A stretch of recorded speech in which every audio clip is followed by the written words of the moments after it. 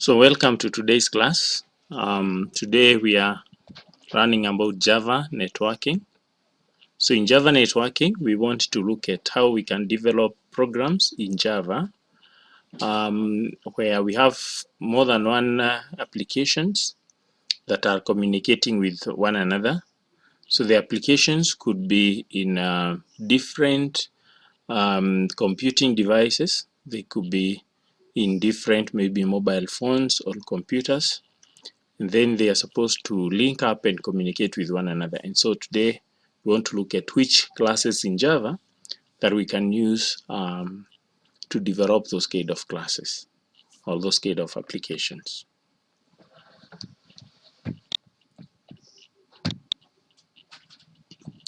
So Java networking, as I've said, is basically a concept of connecting two or more computing devices together so that we can share resources.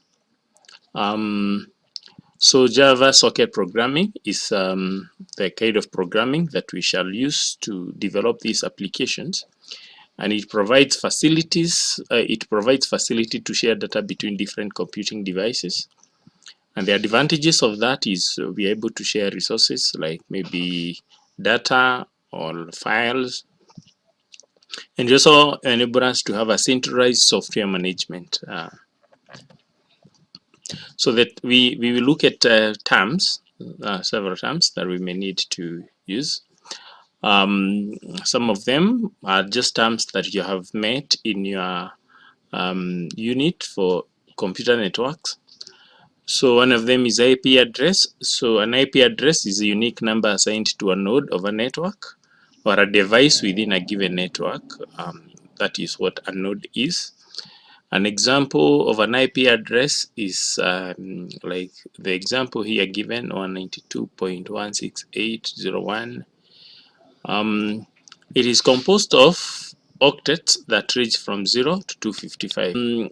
Term is protocol. So a protocol is a set of rules basically that is followed for communication. So it guides how different devices communicate with each other over the network. And there are different types of protocols. For instance, we have the TCP, we have the FTP, file transfer protocol, we have Telnet, SMT, POP, etc. So other terms includes port number. So the port number is used to uniquely identify different applications. It acts as a communication endpoint between applications. So the port number is associated with the IP address for communication between two applications. We also have MAC address, that is media access control address. It's a unique identifier of a network interface controller.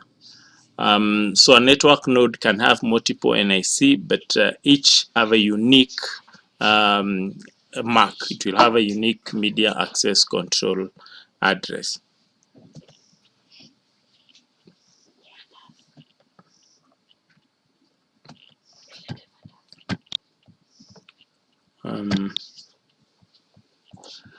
So then when you're looking at the connections, we have two types of connections. We have connection oriented, and we also have connectionless protocol. So the example that we're going to do will be one of these. So in connection oriented protocol, acknowledgement is sent by the receiver. That is the application that is receiving the incoming message will have to send acknowledgement to the sender application. So the connection oriented protocol, acknowledgement is sent by the receiver. So it is reliable but slow. It is reliable because it will capture, then send acknowledgement, and all that makes it a little bit slow. But then it is reliable because you're sure that the message that was sent from one application to the other got to the destination. So the example of a connection-oriented protocol is Transmission Control Protocol, or TCP. So in connectionless protocol, acknowledgement is not sent by the receiver. So it's not reliable, but it is fast. So the example of connectionless protocol is use of datagram. protocol. Okay, so that differentiates the two. We have the connection related and connectionless protocol. Then we also have sockets. So a socket is an endpoint between two-way communication. Okay, so where you plug in the application into the network so that then it is able to link to the other applications on the other side. So that endpoint where it's coming into to contact with the system that is linking or sending the communication to the other side is called a socket.